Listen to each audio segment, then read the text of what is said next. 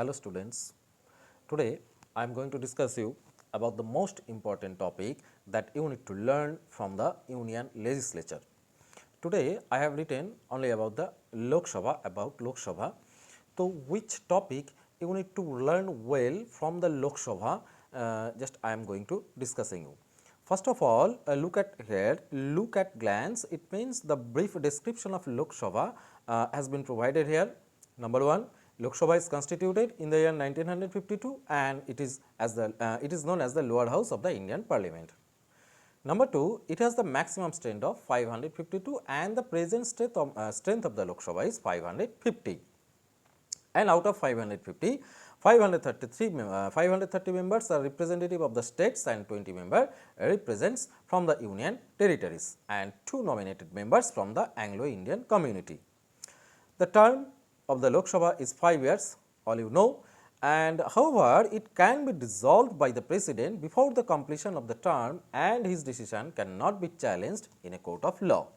Next one, the term of the Lok Sabha can also be extended if it is an emergency and up to a period of 6 months, up to a period of for 1 year and however, this extension cannot go beyond a period of 6 months after the emergency ceases to operate.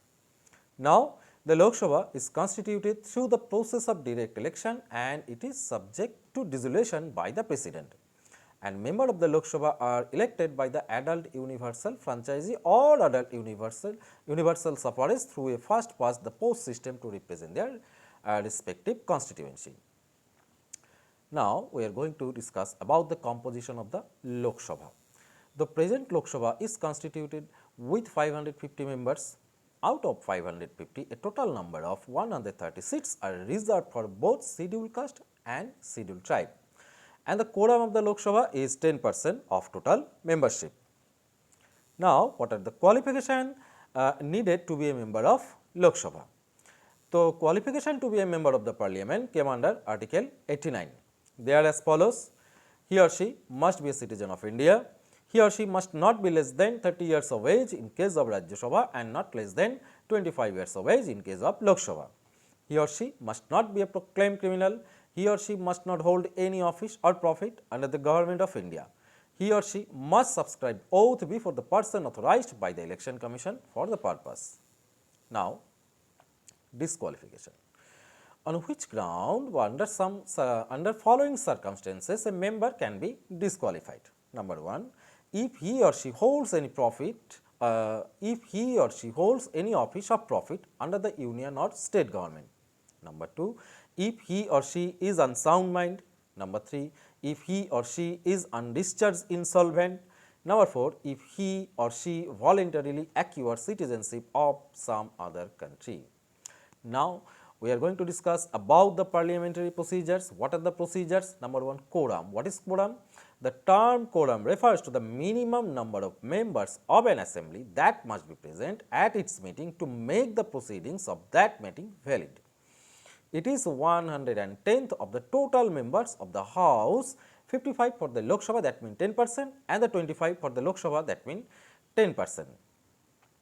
We all know that the total member of the Lok Sabha is 550, its 10% is 55 and the total member of the Rajya Sabha is 250 and its 10% is 25. Now, the question hour. This is the first hour of every working day of the both house is the question hour. During this time, the members ask questions about the administrative activities and the ministers usually give the answer which has been asked by the members. The question are of 3 types: staired questions, unstaired questions and short notices questions. So, what is staired questions? Staired questions requires oral answer and only 20 questions can be listed for a day. Number 2, unstaired questions, a written answer is needed for this question. And number 3, the short notices question.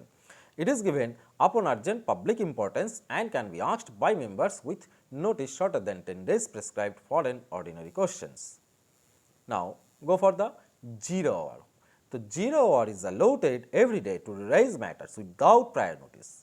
It starts immediately after the question hour is over and continues till the regular business is taken up.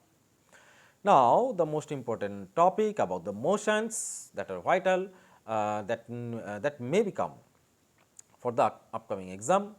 So, adjournment motions, no confidence motion. Adjournment motions, it needs to setting aside the normal business of the house or discussing a definite matter of urgent public importance. It needs the support of 50 members to be admitted. About the no confidence motion can be moved only in the Lok Sabha by the opposition party supported by 50 members before it is admitted. If it is passed, the government has to resign. If no confidence motion, in no confidence motion, it does not need to specify the reason for which it has been moved. Now, the topic is about the vacating seat. Vacating seat. A member of parliament vacates his seats under the following circumstances: if he or she disqualified under any rule. Next one, if he or she is absent for a period of 60 days or more without permission. Number 3, if he or she is expelled by the house. Number 4, if he or she is elected as a president or vice president. And number 5, if he or she is appointed as the governor of a state. Now, we are going to discuss about the anti-defection law. What is anti-defection law? In any democracy, it is common to witness defection by legislators. This causes a lot of harm for the ruling party. In order to prevent them from defection, India has made the anti-defection law to punish such legislators who joins another party leaving their existing party. What is the purpose to make the anti-defection law? Anti-defection law has been passed to provide better stability to a government by discouraging their legislatures from defecting or changing parties. What are the features of this law? It has the following features. 10th schedule, popularly known as the anti-defection law, was included in the constitution through 52nd Amendment Act 1985. Number 2, it says the provision for disqualification of elected members on the ground of defection to another political party. Ground for disqualification. Under following circumstances, a legislator can resign his ruling party and joins another party of his own will.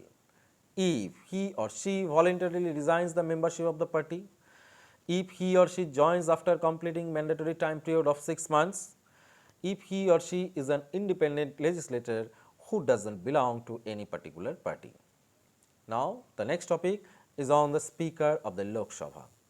The Speaker remains in office during the life of the Lok Sabha, but he does not vacate his office when the Lok Sabha is dissolved. Number 2, Speaker acts as a presiding officer of the House and also as a Lok Sabha Secretariat head. So, three disciplinary functions of the Lok Sabha. Speaker maintains, three disciplinary functions of the Speaker. Speaker maintains order and decorum in the House. His decision in parliamentary matters is final.